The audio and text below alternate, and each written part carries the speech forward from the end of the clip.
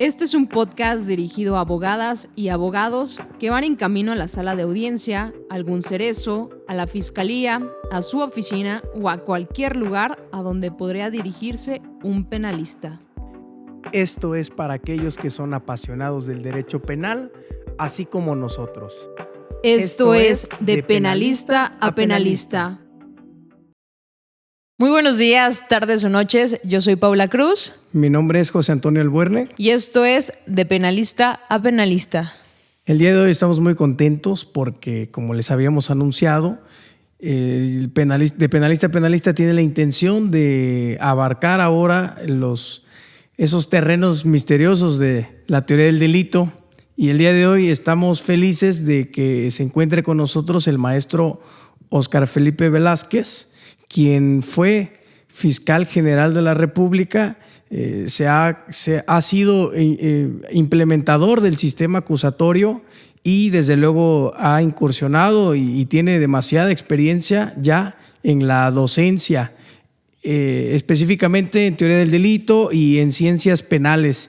Entonces, realmente es un gusto para nosotros, estimado maestro, que estés aquí. Al contrario, para el gusto es mío, querido licenciado Antonio, licenciada Paula.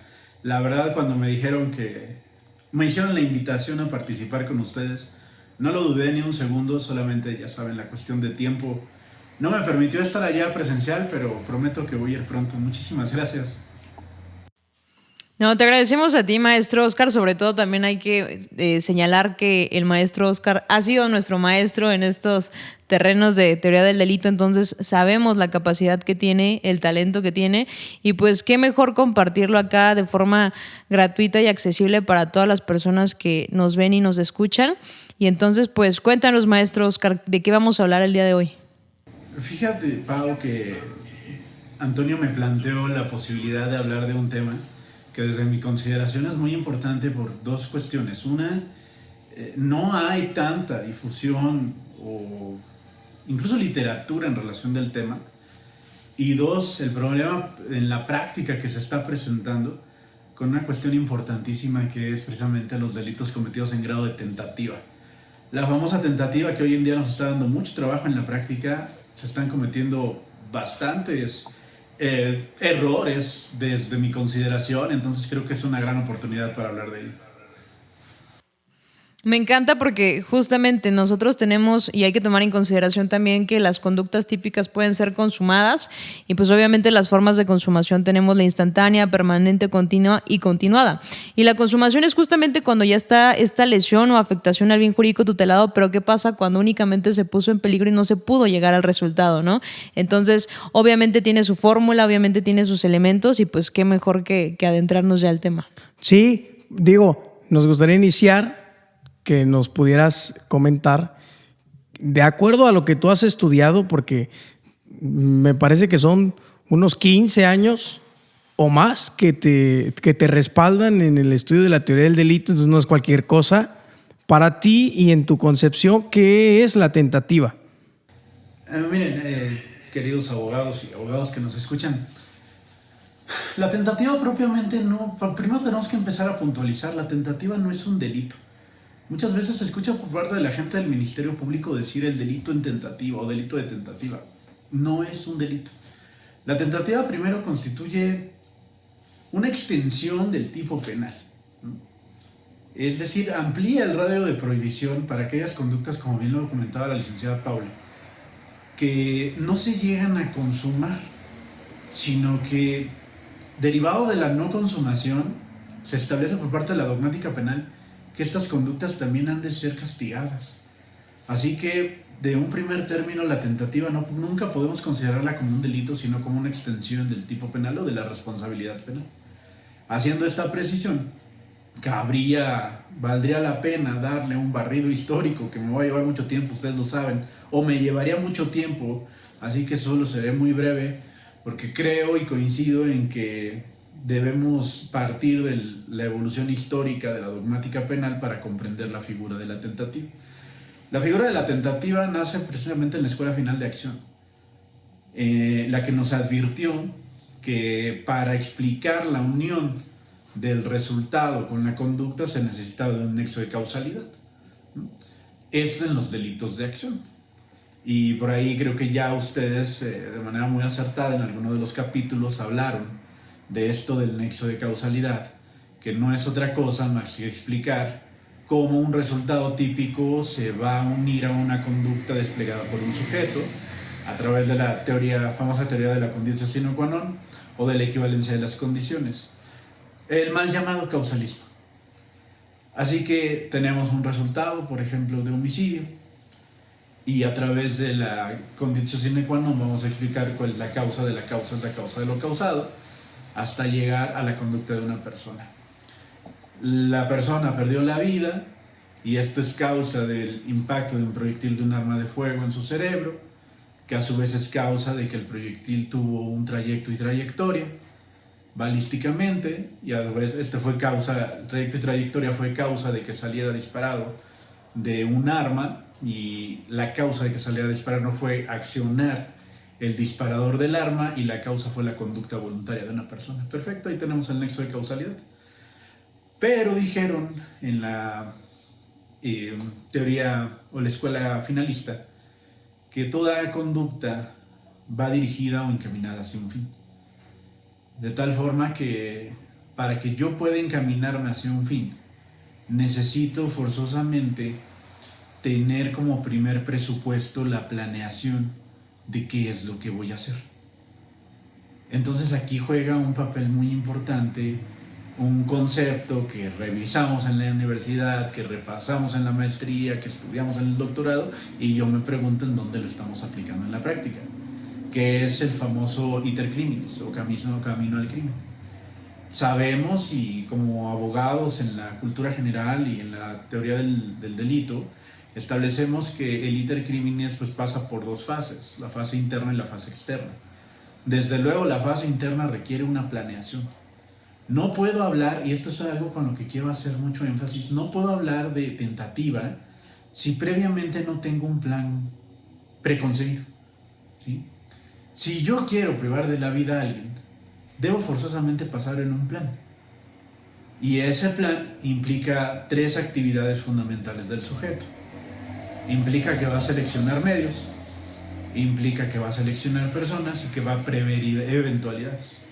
Es decir, yo voy a tener previsto que como medio voy a utilizar un auto para desplazarme, que tengo un arma para ejecutar a una persona, y además me voy a valer de Antonio y de Paula, Antonio me va a llevar en su automóvil y Paula nos va a estar haciendo actividades del famoso halconeo, vigilancia, para que yo pueda ejecutar la conducta. Entonces ahí lo tenemos planeado, ¿no? Pero cuando este plan ya es momento de llevarlo a cabo, yo puedo exteriorizar esa voluntad de llevarlo a cabo. Y de lo que se caracteriza la tentativa es que por causas ajenas a mi voluntad, ese resultado no llega. Así conocemos entonces ya las dos fases del iter criminis, la fase interna, y ahora estamos hablando de la fase externa. Y todos estos componentes deben estar presentes cuando nosotros queremos hablar de la extensión de la responsabilidad, es decir, la tentativa. Para recapitular esto que acabo de decir, yo tengo que hablar de tentativa siempre y cuando haya una planeación de cometer un delito y el resultado típico no se produce por causas ajenas a mi voluntad, siempre y cuando ya haya ejecutado mi plan. Yo creo que eso sería la forma de explicar de manera muy sencilla, como lo explicaron en el finalismo, lo que es la tentativa. Entonces, con estos conceptos nosotros podemos advertir, o podríamos o deberíamos advertir, si realmente nos encontramos en un hecho configurativo de la extensión de la responsabilidad o del tipo penal llamado tentativa. La verdad, amigo, ha sido muy interesante esta explicación porque fíjense ustedes cómo se tuvieron que abordar diferentes conceptos, tanto del iter criminis y esas etapas, para poder explicar o llegar a la conclusión de lo que es la tentativa, y eso que apenas vamos empezando. No sé si ya se empezaron a revolver. La verdad yo no creo, porque el maestro Oscar es excelente explicando esto. La teoría del delito es complicada, hay que decirlo, pero cuando nos lo cuentan así de entendible, las cosas se empiezan a poner mejor, ¿no? Sí, y yo tengo una pregunta, maestro Oscar. Por ejemplo, cuando estamos hablando justamente del iter criminis y de esta fase interna que es la planeación, selección de medios, personas, prevención de eventualidades, cuando nosotros y nosotras escuchamos planeación, muchas veces pensamos que estamos hablando de días, de semanas, de meses con anticipación antes de llegar al hecho. Sin embargo, ¿qué pasa en esos casos en donde se vuelve un hecho, mejor dicho, de forma inesperada? Se acaban de encontrar dos sujetos, se pelean en la calle y de repente se agarran a golpes, pero uno trae una pistola, ¿no? Y entonces, en ese sentido, ¿cómo estaríamos nosotros abocando o enfocando la planeación, por ejemplo? Ese que comentas es un punto muy importante, licenciada Paula, porque cuando nosotros ya queremos llevar los aspectos teóricos a la práctica, es en donde debemos tener mucho cuidado. Vamos a tomar tu ejemplo.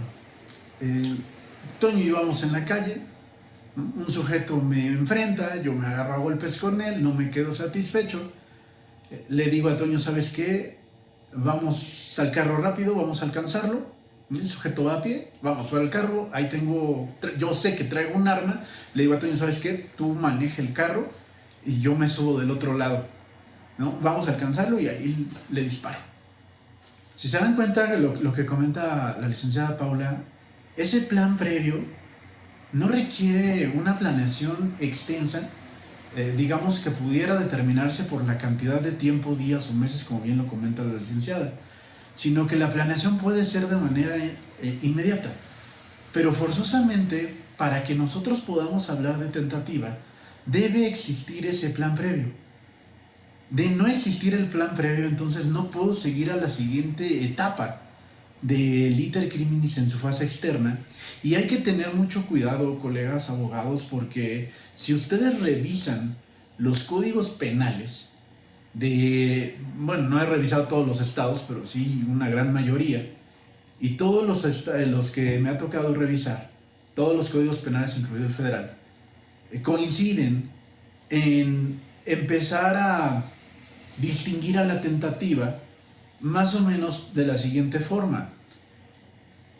Existe tentativa punible y después, cuando la resolución de cometer un delito se exterioriza, hasta ahí me voy a quedar en el concepto. Así que cuando nosotros leemos ese fragmento en los códigos, cuando la resolución de cometer un delito, es porque antes de ello existe ese plan. Esa cosa que solo vive en la mente del autor, pero que a través de los actos ejecutivos, que ahorita vamos a abundar un poquito más de ello, pero a través de ese famoso acto ejecutivo, voy a saltar hacia la fase externa del iter criminis, y es a partir de esa exteriorización, a partir de que yo determino llevar a cabo la conducta que me debe provocar un resultado, es que se va a sancionar. Esto es importante mencionarlo. ¿En dónde está la importancia del plan?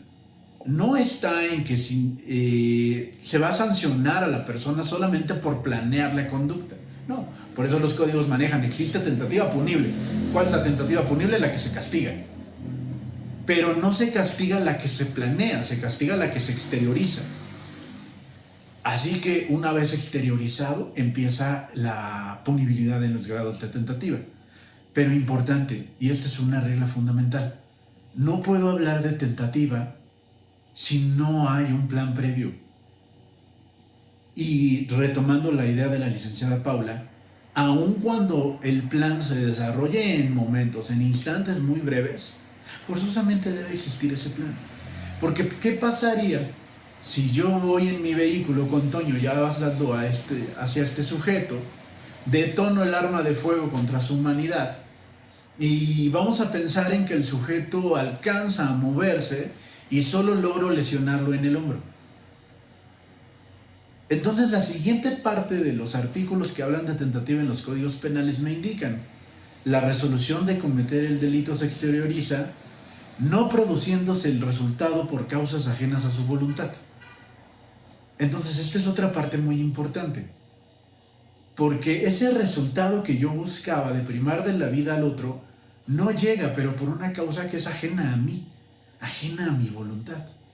Y aquí voy a tener entonces un problema, porque primigeniamente tengo a una persona objetivamente lesionada. El proyectil de arma de fuego impactó en su hombro y ahí lo que tengo es una lesión, calificada si quieren, pero al final de cuentas tengo una lesión. Y entonces, ¿en qué momento saltamos hacia la tentativa? Porque una de las problemáticas, Paula, Toño, yo creo que ustedes con la experiencia que tienen también en las salas de oralidad, nos podemos dar cuenta que muchas veces se habla de tentativa por el simple hecho de que la gente del Ministerio Público dice, eso era lo que perseguía, lo quería privar de la vida. Pues sí, si de manera subjetiva lo decimos, claro que vamos a llegar a esa conclusión.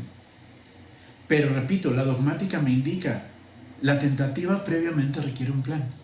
Si no hay plan acreditado, no puede hablarse de una exteriorización de la voluntad y consecuentemente no podemos hablar de tentativa. O tengo lesiones calificadas o tengo tentativa de homicidio. Y el primer punto de partida para saber si tengo tentativa de homicidio es precisamente la exteriorización de la voluntad a través de la fase externa del iter criminis. Sí, justamente, perdón, me quedé embobada con la explicación.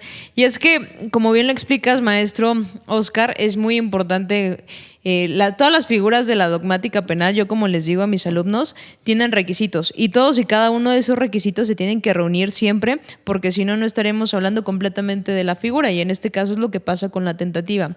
Y una vez que ya nos quedó claro, por ejemplo, la fase interna de este iter criminis, que no necesita una planeación que quiera decir de días, de meses atrás, sino simplemente el hecho de que exista, aunque sea inmediatamente antes a la realización de estos actos ejecutivos idóneos, que es a donde vamos a llegar, pues es interesante analizarlo en ese sentido. Sí, la verdad es que es una explicación demasiado detallada.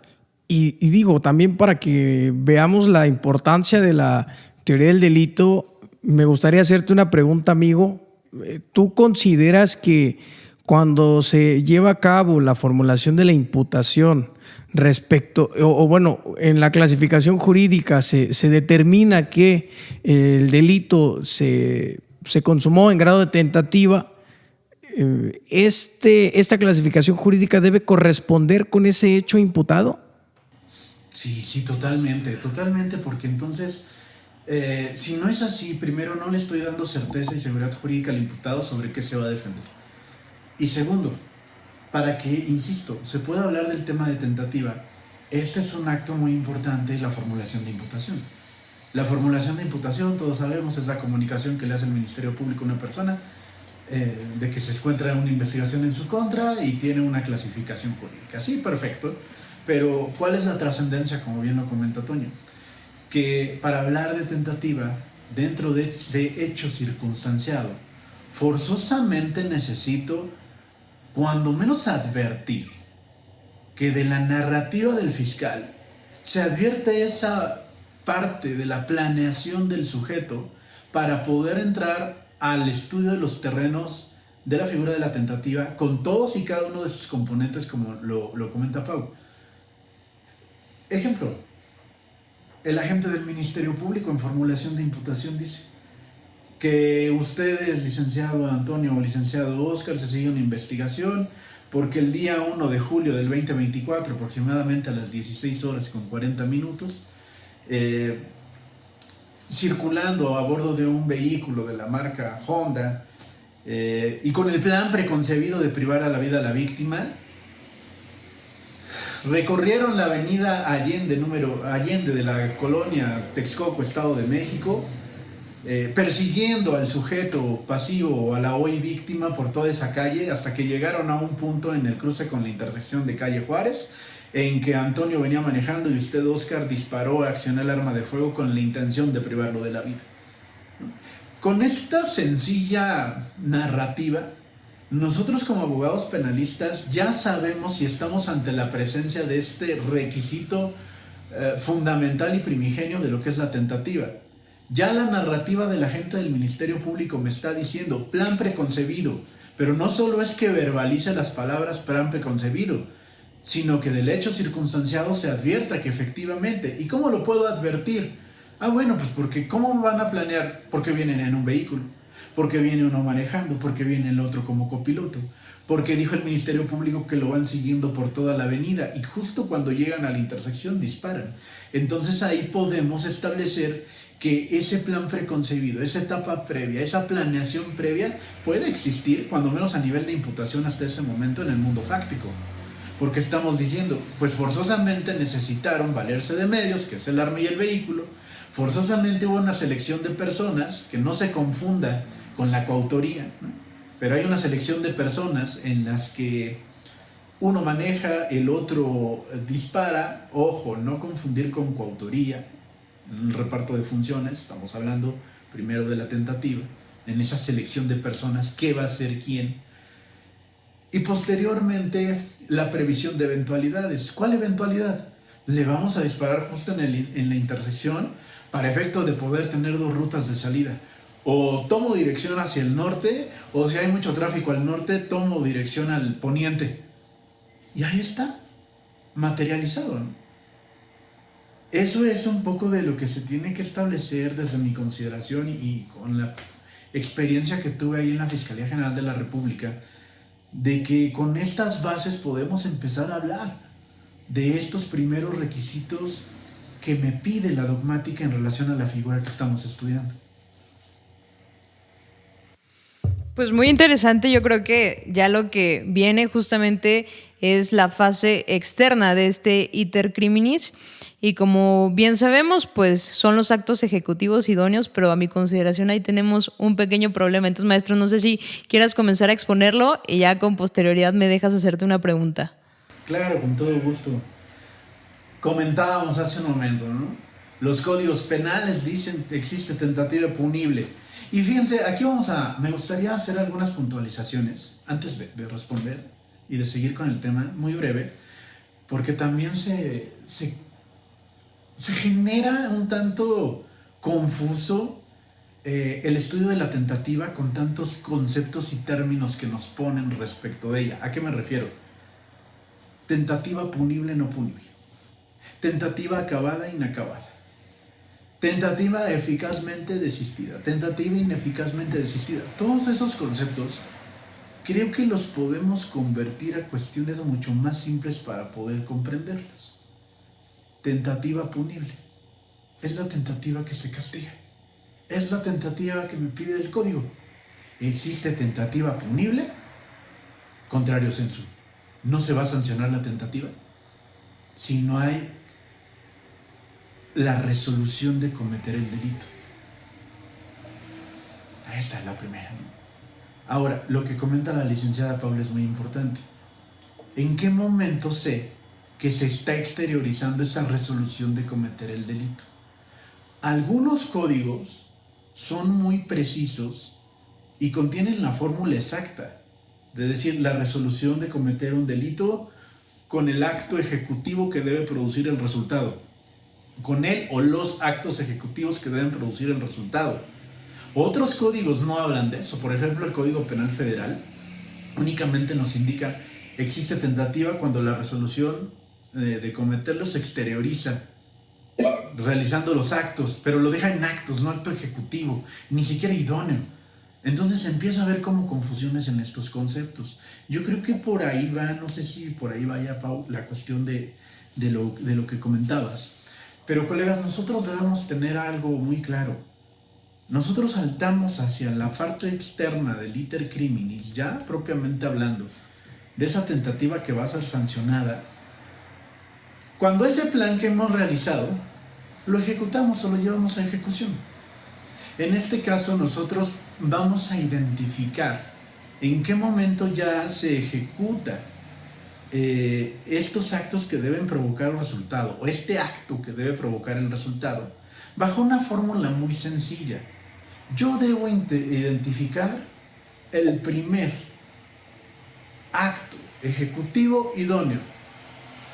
¿Qué es un acto ejecutivo? Es un acto o son actos que precisamente son los que te deben llevar al resultado, a privarlo de la vida. Y además debe ser el idóneo, el adecuado para privarlo de la vida. En ese sentido, el hecho de subirnos el licenciado Antonio y yo a un vehículo constituye un acto, sí, pero no es ejecutivo. Todavía no estamos exteriorizando la voluntad de privar de la vida del sujeto. Lo único que estamos exteriorizando es seguirlo. El acto de seguirlo por toda la avenida Allende también es un acto. Pero de ninguna manera se puede considerar que ese acto de ir siguiendo a una persona por la calle puede considerarse ejecutivo idóneo para privarlo de la vida. Así llegamos a una conclusión muy sencilla. El acto ejecutivo idóneo, el adecuado, es el momento en el que Óscar Velázquez saca el arma por la ventanilla y acciona el arma de fuego. Porque puede haber varios momentos, ¿no? Si esto lo viéramos como una película, es primer cuadro, Óscar apunta con el arma. ¿Eso es un acto ejecutivo? Claro. Ya está manifestando su voluntad de privarlo de la vida. Ahora, ¿es el idóneo? Todavía no. ¿Qué me falta? Accionar el arma de fuego para que sea idóneo. Y de ahí dependerá cuando ya estamos brincando hacia los terrenos de la tentativa punible. Porque ya hay un acto, ahora sí, ejecutivo adecuado. Un acto de ejecución adecuado. Y los códigos penales hablan de acto o actos. Porque para privar de la vida a una persona yo puedo necesitar un solo acto o puedo necesitar varios. Y eso es lo que se refieren los códigos. No sé si por ahí va la cuestión, licenciada Paola. Sí, justamente, maestro, y la verdad es que es más fácil entenderlo como tú me lo estás explicando y como nos lo estás explicando, porque muchas veces este acto ejecutivo idóneo, que como bien sabemos que puede ser de forma total o de forma parcial, muchas veces cuando nos enfocamos en el acto ejecutivo parcial, nos confundimos con los actos en donde nos están llevando a preparar la conducta que vamos a realizar. Entonces muchas veces confundimos los actos preparatorios, por así decirlo, con los actos ya ejecutivos idóneos de forma parcial.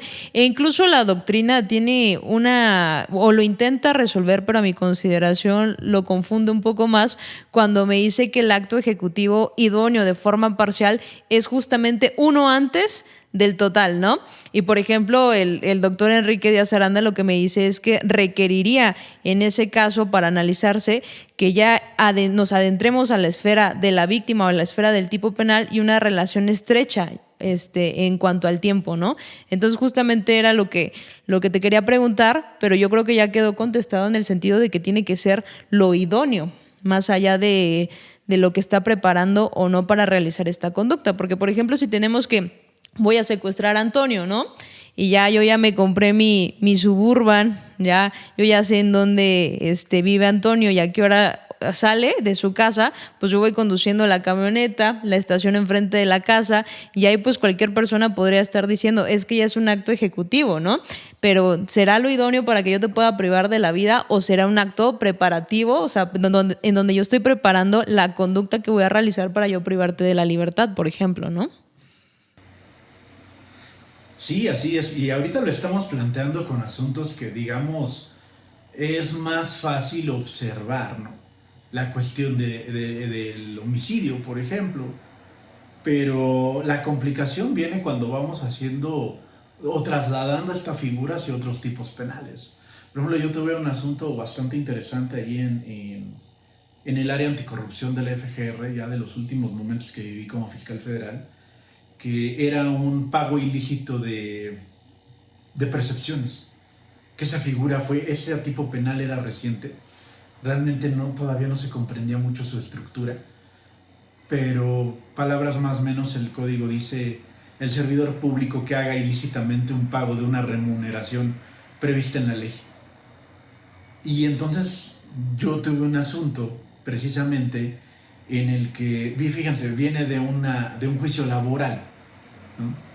De un juicio laboral en donde, sin laudo firme, el servidor público, con la sentencia de primera instancia, ordena el pago de esa condena que estaba en el laudo. Repito, sin estar firme. Firmas con su autorización que se realice el pago, llega al área de nómina. En el área de nómina se detiene el trámite. Y entonces decían ahí en la FGR, bueno, es que aquí no hay nada, porque O sea, el tipo penal me pide quien realice un pago y el pago nunca se realizó. No hay ese resultado del que hablaba la licenciada Paula al principio del programa, consumado. Entonces ya vamos a determinar un ejercicio de la acción penal. Ojalá se resolviera tan fácil. Si lo vemos desde una actitud o actividad simplista por parte de la gente del Ministerio Público, no estaríamos equivocados. Pero si nosotros queremos darle cumplimiento a los artículos 201, 2, 3, 4, 6 del Código Nacional, debemos partir de una investigación objetiva, ¿no? Profesional. Y en ese sentido, para que sea profesional, objetiva e imparcial, debe agotar todas las líneas de investigación. Y allá haber una línea de investigación muy importante. Y si lo seguimos por cometido en grado de tentativa, a final de cuentas requiere un resultado material, que es el pago del dinero. Y este no se produjo por causas ajenas a la voluntad de la gente, que ahorita vamos a hablar de eso. Pero volviendo al tema principal, o al tema que nos atañe, es, a ver, en este asunto concreto, identificamos el acto ejecutivo idóneo. ¿Cuál era?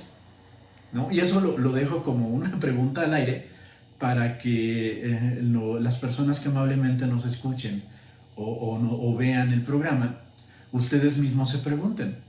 Y eso es algo, Toño y Pau saben que me encanta hacer esto, dejar esa parte de reflexión, de generar ese pensamiento crítico y reflexivo en materia penal, en este asunto que muy breve les estoy planteando. ¿Hay la existencia de un acto ejecutivo idóneo?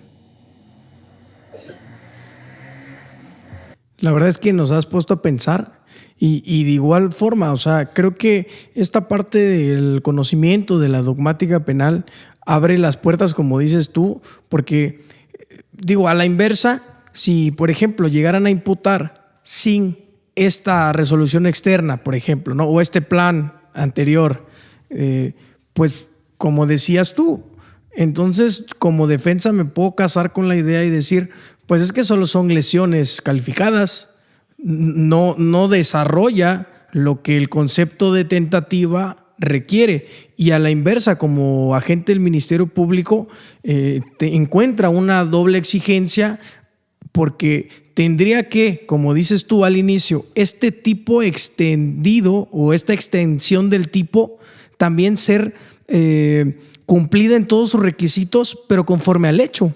Porque al final de cuentas el hecho es el que va a marcar la pauta sobre dónde va a transitar el proceso y desde luego entraña de manera intrínseca a la acción penal. Entonces, no nada más es una implicación teórica conocer, por ejemplo, la tentativa de cara al proceso, sí tiene una importancia tanto como fiscal, como asesor o como defensor.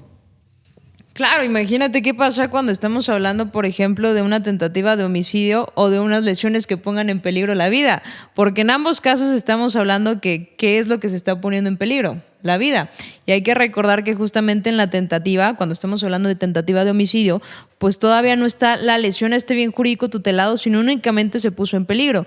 Pero para ello, reitero, los códigos penales señalan que incluso las lesiones pueden poner en riesgo la vida. ¿Y cuál va a ser la diferencia? Que un doctor me diga, es que se puso en riesgo la vida de Antonio, y entonces habría que colmar nosotros todos los elementos de la tentativa para justamente trasladarlo a una tentativa de homicidio. Y como tú lo dices, el tratamiento va a ser completamente distinto en materia procesal, tanto si somos agentes del Ministerio Público, asesores y sobre todo cuando seamos defensores. Claro, y el impacto que puede tener en términos de punibilidad, ¿no? Y los efectos de esa punibilidad para el proceso penal acusatorio. Como bien lo comentan, no es lo mismo enfrentar un asunto por lesiones calificadas que ponen en peligro la vida, porque de entrada, si empiezo a estudiar el código y encuentro algunas legislaciones como la Ciudad de México, en temas de punibilidad me puede dar la opción de optar por una suspensión condicional del proceso. Pero si no se queda en lesiones que ponen en peligro la vida y se configuran todos los elementos de la tentativa, ya no me va a alcanzar para la suspensión condicional. Y eso impacta en mi estrategia, tanto como defensor como fiscal. Por eso es que yo creo muy importante difundir este tema, porque la realidad es que también las fiscalías ya empiezan a generar esa posibilidad de enfrentarnos a estos asuntos, no estaba tan explorada la figura de o explotada la figura de la tentativa, pero hoy en día ya se está generando muchísima pues carga en las carpetas de investigación y en las audiencias para resolver este tema. Ahí tenemos el controversial caso del Fufo Márquez, por ejemplo. Si era una tentativa de feminicidio, más allá de los elementos de feminicidio, la cuestión de género, sí, eso no me gusta analizarlo primero, pero ustedes mismos pregúntense, colegas, realmente este asunto, como el que les acabo de plantear del hecho de corrupción, este asunto tan mediático de Fofo, realmente tiene los componentes de una tentativa. Primer componente, el plan previo. Segundo componente, el acto ejecutivo idóneo. Y ahorita vamos a hablar de otros temas que también están bien interesantes, pero hasta ahí es lo que quiero comentar en estos puntos, Pau, Toño. Sí, maestro, y es muy importante analizarlo porque, como bien dices, antes era muy poco explorado, muy poco utilizado por la representación social, pero ahorita yo creo que todo lo intentan ya como tentativa. Tentativa de feminicidio, tentativa de homicidio, ¿no? Un balazo en el abdomen y tentativa de homicidio. Entonces ya viene la importancia porque ya estamos hablando ya de lo antagónico. Antes no se ocupaba y ahorita se utiliza para todo y justamente es la obligación como abogados postulantes en materia penal rigurosos analizarlo para saber qué hacer si nos toca defender un caso así o en su caso, pues también al ser asesores jurídicos no dejarlo como unas lesiones, sino incluso ya nadar o pasar a la esfera de la tentativa de feminicidio o de homicidio. Es muy importante. Yo tengo una pregunta que digo, nos va a dar mucho gusto conocer lo que nos vayas a responder, pero en tu experiencia en salas de audiencias, estando de uno o de otro lado, ¿qué tanto se exige, hablando de la tentativa específicamente, por parte del juez de control? Por ejemplo, en la imputación o hace referencia de esto en el auto de vinculación a proceso al dictarlo, o es parte de no tener por acreditado, digamos, los requisitos de la tentativa para reclasificar en su caso o dictar un auto de no vinculación a proceso. ¿Qué tan importante es el actuar judicial respecto de estas figuras de la dogmática penal en tu experiencia?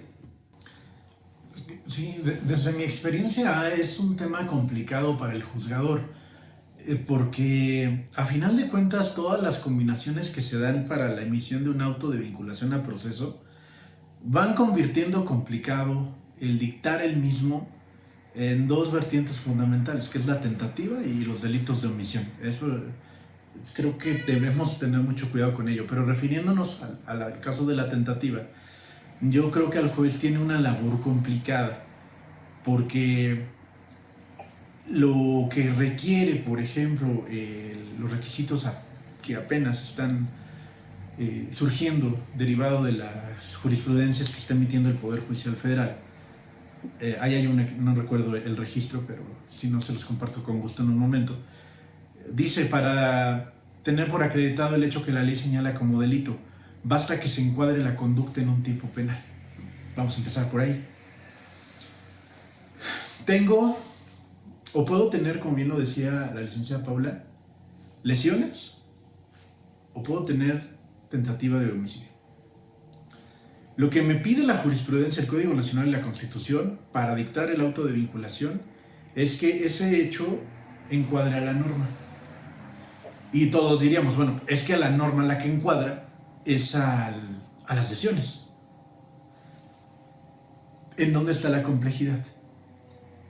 Que el juzgador debe forzosamente hacer un análisis ponderativo, porque la clasificación jurídica que le está dando el Ministerio Público es la de tentativa de homicidio.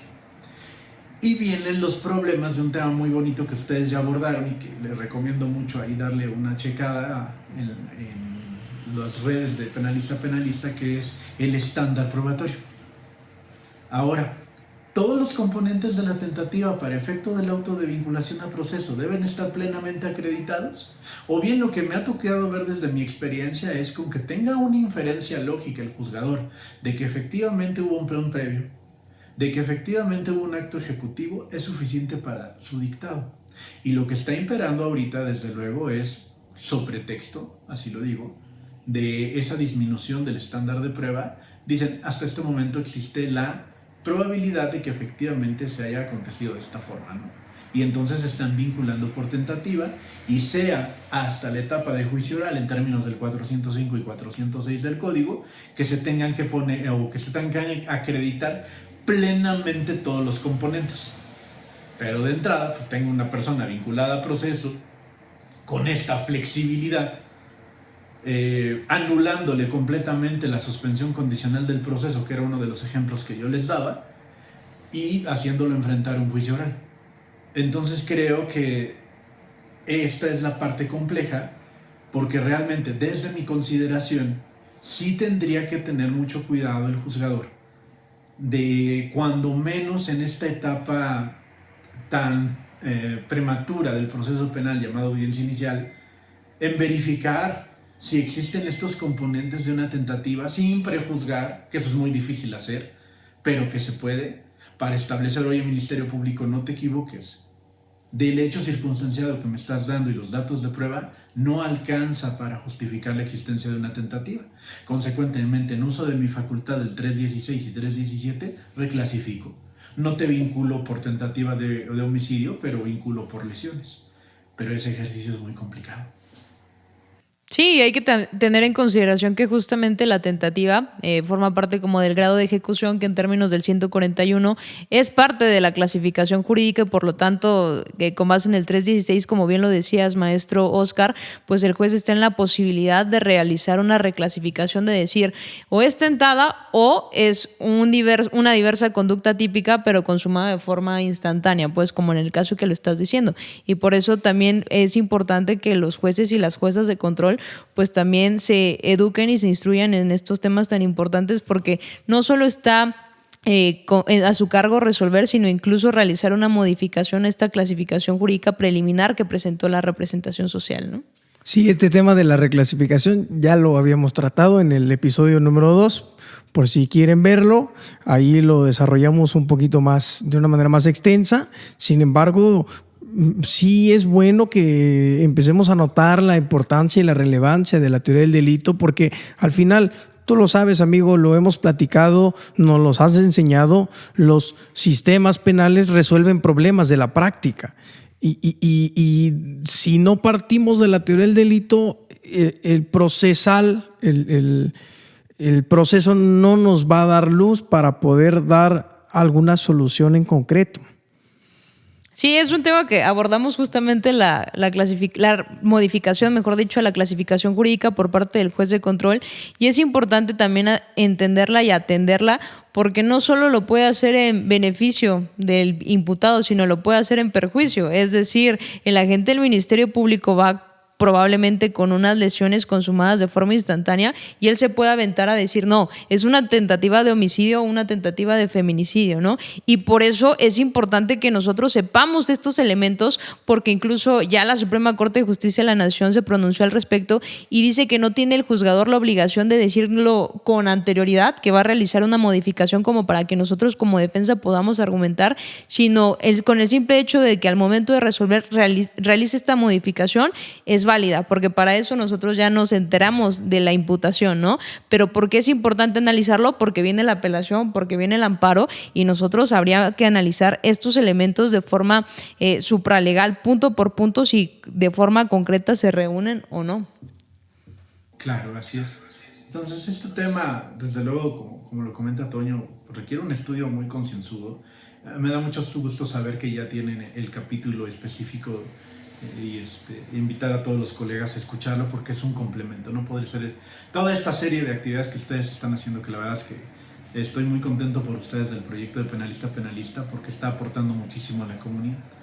En ese sentido, creo importante, como lo dice Pau, trazar estos puntos, estos parámetros de una conducta ejecutada en grado tentativa, y analizar por los últimos elementos, que también son muy sencillos de comprender, y no necesito hacer conceptos tan rebuscados o tan técnicos para encontrar qué son, ¿no? Por ejemplo, hemos estado hablando ya de el acto ejecutivo. Ahora el código me pide también que ese resultado no se consuma por causas ajenas a la voluntad. Pero el resultado buscado, el resultado por el que iba, el fin. Por eso decía el finalismo que toda conducta va encaminada hacia un fin. Si ese fin no se consigue, entonces debe ser por causas ajenas a la voluntad. O sea, sencillo. Debe ser porque yo hice todo lo posible, pero hubo un factor externo que no lo permitió que se consumara. Porque si son causas de mi voluntad, entonces puedo estar en dos figuras, que es el desistimiento o el arrepentimiento. Y de ahí conceptos tan técnicos y que a veces no se comprenden por el nivel de tecnicismo que tiene, que podríamos hablar de tentativa eficazmente desistida o tentativa ineficazmente desistida. Pero a eso se refiere. El sujeto simple, lisa y llanamente lo iba a hacer, pero en ese momento que lo estaba ejecutando dijo ya no quiero. Y ustedes saben, Toño y Pau, más bien Toño me planteó el asunto allá en Oaxaca de una persona una mujer a la que intentan ahorcar, y creo que por ahí con el poco aire que le quedaba le dice suéltame y él la suelta, ¿no? Y el debate aquí es, ¿hubo una causa ajena a su voluntad para privarla de la vida? ¿O fue su voluntad soltarla? Y la gran diferencia es que si no fue causa ajena a su voluntad, vamos a estar ante la presencia de una tentativa. Pero si el sujeto dijo, caray, no, yo ya no la quiero privar de la vida, yo mejor la suelto, eso significa un desistimiento. Y la tentativa ya no se castiga en el desistimiento. O en el arrepentimiento, en algunas legislaciones, se sanciona de menor grado. Pero también estas configuraciones debo estudiarlas y debo repasarlas para mis asuntos. No solamente, como lo hemos comentado, para la audiencia inicial, sino también para, en su caso, saber qué hacer en un juicio oral, qué interrogar, qué contrainterrogar, hacia dónde dirigir estas técnicas en los testimonios de los órganos de prueba. Entonces, por eso me parece muy importante tener el conocimiento, la habilidad y sobre todo lo que yo siempre digo, el estudio sistemático de este elemento que es la tentativa. Y un estudio sistemático no es otra cosa más que tener una forma organizada de hacer su análisis. Y esa forma organizada es ir, como lo dijo Pablo hace un momento, uno a uno los elementos y los componentes para saber en el caso concreto cuáles tengo justificados y cuáles no. Ahora yo tengo otra pregunta, maestro Oscar, si me lo permites. ¿Qué te parece? ¿La tentativa admite únicamente una comisión o su naturaleza dolosa o también culposa? Y centrándonos en el dolo, ¿únicamente dolo directo, indirecto o puede ser viable un dolo eventual? Estas preguntas son bien bonitas. Fíjense que la tentativa, desde un aspecto de vista de la dogmática, precisamente el finalismo, solamente admitiría su forma de configuración dolosa, porque en términos muy generales el dolo implica la realización maliciosa de la conducta, ¿no? Entonces la lógica jurídica es, si yo estoy preparando algo y ese preparar lo estoy encaminando para un resultado, forzosamente tengo esa especie de malicia en mí. Difícilmente voy a poder establecer, o casi imposible, aunque hay algunos teóricos que lo dicen que sí, yo no comparto la idea, son pocos, pero dicen, bueno, es que esto también lo puede realizar en términos de imprudencia, negligencia, impericia, que son las fuentes de la culpa. Pero ¿cómo puedo planear algo siendo imprudente? Entonces es ahí cuando ya no cabe hablar desde mi consideración de la forma de configuración culposa en la tentativa. Para mí siempre la tentativa debe ser dolosa.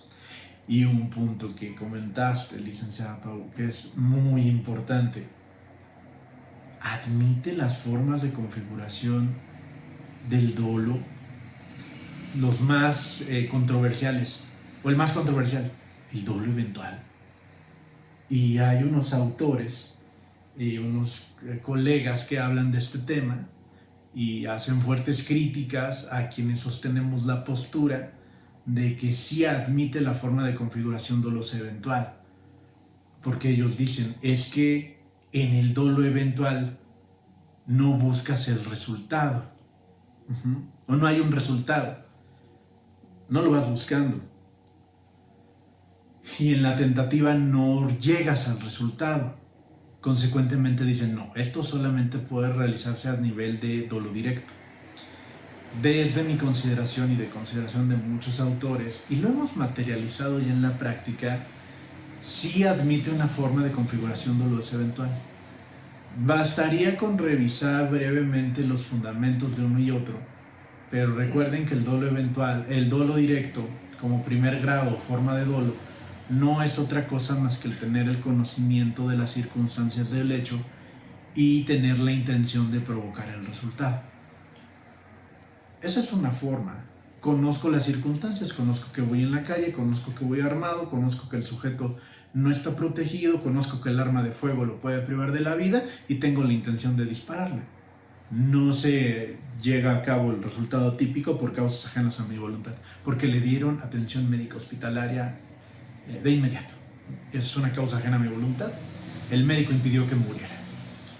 Pero ahora, si yo lo analizo desde este punto de vista, pues desde luego puedo hablar de que en esta parte subjetiva de la conducta se está configurando el dolo directo. Pero ¿en qué momento entonces puedo hablar de una tentativa configurada a título de dolo eventual? Porque en el dolo eventual el sujeto no... el sujeto prevé como posible un resultado. Y no es que lo quiera, pero de acontecer lo acepta. Y si nosotros revisamos algún asunto en concreto, lejos de este que estamos comentando, que a todas luces es un dolo directo, sí puedo establecer la configuración de un dolo eventual en un grado de tentativa. El caso Fofo Márquez es para mí el caso más palpable para hacer esta distinción. Con independencia de si se dan o no primero los elementos de la tentativa, que eso nos llevaría tiempo y la verdad es que también tendríamos que estar documentados para hacer una opinión objetiva, no solamente los videos que corren en internet. Yo me quiero ocupar con este caso o hacer la referencia a este caso por la existencia del dolo. El Ministerio Público le dio la clasificación jurídica de feminicidio en grado de tentativa. Ahora, la otra parte para resolver es, ¿está configurada a título de dolo directo? ¿Tiene conocimiento de las circunstancias? Sí. Sabe que hay una mujer, sabe que le doble el peso, el tamaño, la fuerza y la golpea. Pero ahora, ¿tiene la intención de privarla de la vida? En ningún momento van a poder probar eso. ¿Puede prever como posible que la prive de la vida? Claro que sí. ¿Por qué? Porque en primer lugar es un sujeto que cuando menos pesa más de 98 kilos. Que ataca a una mujer con conocimiento de artes marciales mixtas. Las personas que se dedican o se han dedicado, o cuando menos han practicado de manera amateur artes marciales, saben perfectamente cómo dirigir todo el peso de tu cuerpo, esos 98 kilos, contra un objetivo. Y si esos 98 kilos los explotas o los detonas contra una mujer que pesa escasamente 62 kilos, hay una alta probabilidad de que le causes una lesión que la pueda poner en riesgo su vida o que muera. Y no es que estés buscando el resultado o tengas la intención, pero sí lo puedes prever como posible y no lo quieres, sino que como me lo pide el dolo eventual, en caso de acontecer el resultado lo aceptas. Y para mí, desde esta consideración, sí puedo tener un dolo eventual en una situación de tentativa. Y por ejemplo, acá lo que también se llega a debatir es cómo puedo planear algo que no, o sea, que no quiero directamente, sino que únicamente lo puedo prever como posible, lo acepto. O sea, cómo puedo planearlo, cómo puede configurarse esta primera fase de la cual tú nos hablabas, maestro Oscar, de esta fase interna. Piensan en una cosa, ¿no? Por ejemplo, tuve un asunto, o bueno, estoy ventilando ahí un asunto de un homicidio, en la que hay unos trabajadores de la construcción acomodando unas tablas en la parte de arriba de un edificio. Una de las tablas cae, golpea a la señora y la priva de la vida. colocámoslo en los terrenos de la tentativa, aunque este es un delito de omisión propiamente de lo que es mi asunto, pero bueno, para encaminarlo un poquito más y que sea un poco más acertado y no estar haciendo tantas conjeturas o hipótesis. Pensemos en que el trabajador de la construcción dice: yo ya esta señora ya no la tolero. Le voy a decir a Toño que me ayude a subir las tablas. O es más, las subo yo mismo. Ya estando arriba sé que la señora recoge a sus nietos a las 2 de la tarde y consecuentemente tiene que pasar por donde estoy yo a la 1:40. Tengo esa parte de planeación. Ahora, el dolo eventual. Yo tendría que tomar la tabla y lanzarla con toda la intención de golpearla. ¿Qué pasa si no acontece así? ¿Qué pasa si nada más yo tengo diversos objetos que no son propiamente la tabla? Tengo objetos, tengo costales de cemento y tengo una cubeta llena de grava y la pateo. Digo, si la golpea, mejor. Pero no voy persiguiendo propiamente ese resultado. Así que cualquier instrumento que le caiga o que le pueda caer puede provocar el mismo resultado. Y yo no voy persiguiendo eso, sino que a través de mi actuar lo voy aceptando. Esta sería nada más una consideración, y que desde luego, ustedes lo saben, a mí me gusta mucho hablar de casos particulares, concretos, porque eso creo que evita conjetura. Pero aterrizando hacia la idea, tanto del FOFO como de segundo asunto, creo que sí puede quedar a cabo el grado de tentativa. Puedo tener una planeación inmediata del hecho, pero puedo no querer propiamente privarla de la vida, pero sí con mi actuar hacer posible el resultado, y como a final de cuentas llevo esa especie de malicia, provocarlo o no está en mi voluntad, pero de realizarse yo lo voy a aceptar sin ningún problema. Perfecto, yo creo que ya nos quedó más claro. Y digo, yo aquí ya me estoy deslizando como gordita en tobogán, dirían los dichos mexicanos. Pero si me permites hacerte otra pregunta, maestro Oscar. Por ejemplo, hablando de violación, del tipo penal de violación, cuando nosotros lo pasamos como en las esferas de la tentativa, ¿sería posible configurar una tentativa inacabada? O sea, estos actos ejecutivos idóneos, pero no totales, sino parciales. Ahí tengo una experiencia, y qué padre que lo preguntes, porque esto sí tengo una experiencia cuando fui fiscal de delitos cometidos en el extranjero. Les platico. Hay una presentación allá en un país de Europa, va un ballet folclórico, están en la actividad, al final de cuentas termina la actividad, cada integrante del ballet llega a su habitación. Una chica se hospeda sola, se está bañando. Uno de los compañeros irrumpe en su cuarto. Cuando irrumpe en el cuarto, se le va encima y dice por voz de la víctima que le empieza a tocar las partes de su cuerpo, sus partes íntimas, y él empieza a querer quitarse el pantalón. Entre el escándalo que hay, llegan los compañeros y este sujeto decide retirarse. Cuando llegue, eso es muy breve, la narrativa de hechos.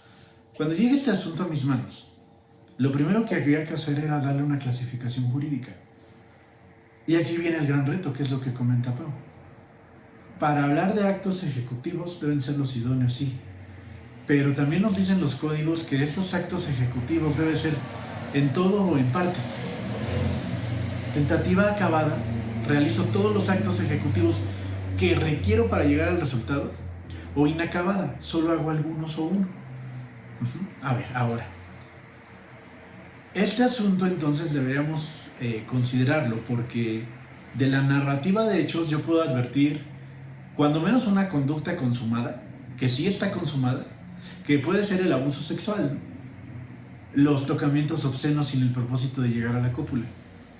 Pero ¿por qué lo podemos trasladar hacia la tentativa? Bueno, porque al final de cuentas se advierte la existencia de un plan. Yo voy a ir cuando esté sola encerrada y que no haya nadie. Y prevé eventualidades porque también había puesto el cerrojo de la puerta. ¿En qué momento? Interesante de esto es que viene, ¿en qué momento surge el primer acto ejecutivo que debería provocar el resultado de violación? Porque el sujeto se le va encima, la tira y le empieza a tocar. Entonces, aquí estaríamos ante la consideración: esta es una tentativa inacabada. Realizó solo en parte los actos ejecutivos que debían provocar el resultado, que es el tocamiento, el intentar quitarse el pantalón, y que al final no se llegó al resultado por causas ajenas a su voluntad, que fue la llegada de sus compañeros. Y lo difícil en este asunto fue en el momento de checarlo con un abogado que ahí era mi jefe en ese momento, porque él decía: no, para que se dé la violación o para que podamos hablar de tentativa en violación, prácticamente él tendría que quitarse toda la ropa, pantalón y ropa interior, y a ella ya la tuvo que haber tenido desnuda casi ya en el momento de copularla. Entonces, si nos ponemos a analizarlo desde esa forma, Pau, Toño, compañeros, colegas, pues lo que me está pidiendo mi jefe es que haya una tentativa acabada, que estén todos los actos ejecutivos para llegar.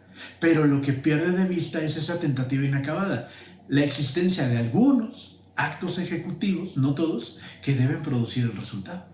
Y desde mi consideración, ese asunto no tuvo por qué terminar en un abuso sexual, porque había todos los elementos para configurar la grado de tentativa, pero en el momento en que se decide judicializar el caso, dicen: no, va por abuso sexual. Ahí está el problema, ¿no? Claro, y de igual manera entender este concepto temporal, porque digo, se hace la interrupción al sujeto, pero si quizá estas personas hubieran llegado a interrumpir, por así decirlo, 2, 3, 4 minutos después, seguramente hubiéramos llegado a esa hipótesis que comentabas tú de que decía tu jefe, ¿no? Pero al final de cuentas, eso es lo que es, o eso es lo que intenta la tentativa inacabada. O sea, no por el lapso del tiempo, casi tendríamos que ser milimétricos en cuándo no se va a producir por causas ajenas. O sea, esa causa ajena no puede estar sujeta a una temporalidad, porque al final, tarde que temprano, eso se hubiese cumplido. En el supuesto, obviamente, en el papel, ¿no? Pero lo que nos dices y la forma en que lo abordas a mí me parece muy interesante, porque de conocerlo se pueden lograr imputaciones más completas y quizá más justas a nuestro concepto, a nuestro entender y a nuestra realidad social. Y el claro ejemplo es lo que nos acaba de platicar el maestro Oscar, porque si nosotros vamos como asesores jurídicos, pues obviamente nuestra obligación como una asesoría jurídica adecuada era realizar este análisis e incluso argumentar para que no fuera un abuso sexual consumado de forma instantánea, sino pasarlo a las esferas de una violación en grado de tentativa. Y viceversa, si hubiera modificado probablemente los hechos que nos narra, que nos cuenta el maestro Oscar Velázquez, y nos toca como defensa cuando se los están imputando como una tentativa de violación, pues incluso podríamos pasarlo a las esferas del abuso sexual, y el abuso sexual aquí en Oaxaca incluso trae ese beneficio de que pueda ser objeto de una suspensión condicional del proceso, ¿no? Sí, ahí está lo que es diferencias abismales, ¿no? Entre que los tipos penales queden consumados, más se imputen de manera consumada, o se imputen en este grado de ejecución llamado tentativa. Por eso hay que tener mucha cautela, mucho cuidado con lo que estamos haciendo como operadores jurídicos. Debemos empezar a materializar, o no, siempre lo hemos hecho, pero yo creo que debemos poner más empeño en que se materialice propiamente el artículo 20 de la Constitución, cuando nos establece que el proceso penal tiene por objeto el esclarecimiento de los hechos para proteger a un inocente, procurar que el culpable no quede impune y en la medida de lo posible reparar el daño. ¿Por qué traigo a colación esto? Muchos de nosotros hemos escuchado la famosa teoría del caso, que sí, los autores dicen que es la hipótesis de lo acontecido, pero no es tan sencillo, eso tiene una implicación todavía más profunda. El artículo 20 dice, el proceso penal tiene por objeto esclarecer los hechos. Para que yo pueda esclarecer los hechos, necesito forzosamente los componentes de la teoría del caso. Elemento fáctico, elemento probatorio y elemento jurídico. Si yo tengo los hechos, necesito prueba de esos hechos. Para que una vez que tengo los hechos probados, lo pueda llevar al último elemento de la teoría del caso, que es el elemento jurídico. Y el elemento jurídico es donde se centra y descansa la teoría del delito. ¿Esos hechos probados corresponden a abuso sexual? ¿O esos hechos con esas pruebas me corresponden a la violación en grado de tentativa? Y solo así puedo esclarecer hechos, proteger al inocente y procurar que el culpable no quede impune. Y creo que debemos hacer todavía el doble de esfuerzo de lo que hemos hecho a lo largo de estos años de reforma constitucional para que esto no se quede en letra muerta. Pues la verdad es que para mí ha sido demasiado claro. Hace rato le decía a Paula, ¿sabes qué? Es que la tentativa es mi coco, la autoría y participación igual, bueno, todo, pero me ha quedado demasiado claro, amigo, en verdad. Creo que nos llevamos algo muy, muy gratificante en cuanto a conocimiento, porque este nivel de tecnicismo, poderlo hacer ver fácil, porque no es fácil, tú lo haces ver fácil, toma su tiempo.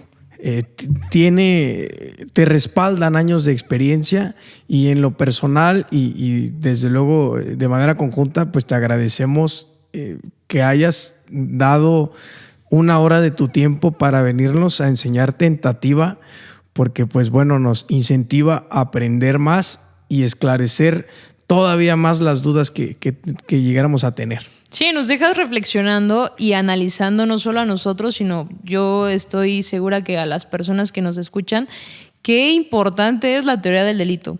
Y entonces yo considero que no puede existir un abogado penalista riguroso que quiera ejercer una asesoría jurídica, una defensa adecuada, o en su caso ser Ministerio Público o juez, que no sepa teoría del delito. Porque sí, es muy interesante pues la prueba, ¿no? El tema de la prueba, de las técnicas de litigación, pero justamente como bien lo decía hace un momento el maestro Oscar, pues cuáles son los componentes de la teoría del caso. Ya que me establecen unos hechos, pues tengo que probarlos, pero esos hechos tienen que tener una adecuación a una norma jurídica y por lo tanto una consecuencia. Y es ahí donde viene el análisis de la teoría del delito, que es una herramienta que nos permite poder analizar los hechos en concreto para poder llegar a la conclusión si lo que nos están diciendo que probablemente sucedió puede ser constitutivo de un delito o no, o en su caso es una conducta típica pero le beneficia una causa de justificación o de inculpabilidad. Y pues bueno, maestro Oscar, te agradecemos infinitamente. Sabes que te apreciamos mucho, eres nuestro maestro además, y pues justamente te queremos recalcar que acá tienes las puertas abiertas. La verdad, para nosotros es un honor, y pues muchísimas gracias por tu tiempo y por regalarnos este conocimiento de la tentativa, no solo a nosotros, sino a las personas que te van a escuchar. No, al contrario, muchísimas gracias a ustedes. De verdad, cuando me lo propusieron, quise hacerlo de todo corazón, porque sé que es un proyecto muy noble y también sé que es un proyecto que forma parte de esa sensibilización y esa responsabilidad profesional que tenemos de ir replicando cada vez más estos temas para un solo objetivo, que es la consolidación del sistema de justicia penal. Entonces, para mí es todo un honor, un privilegio estar con ustedes que nos escuchan, que nos ven. Me encantaría poder coincidir para ir allá al bellísimo estado de Oaxaca, que lo considero mi segundo estado. Solamente las cuestiones de tiempo esperemos que nos los permitan, y siempre que hagan la invitación, créanme que estaré dispuesto a contribuir un poquito con todos ustedes. Gracias, amigo. Y también, bueno, decirles a todos ustedes que existe, bueno, el maestro, aparte de todo lo que hemos señalado, coordina un instituto de especialización continua, y nos gustaría que nos dieras más datos, más información, amigo, para que también se inscriban contigo, estén ahí a la orden respecto de todos los cursos y diplomados que tú ofreces. Muchísimas gracias por la oportunidad.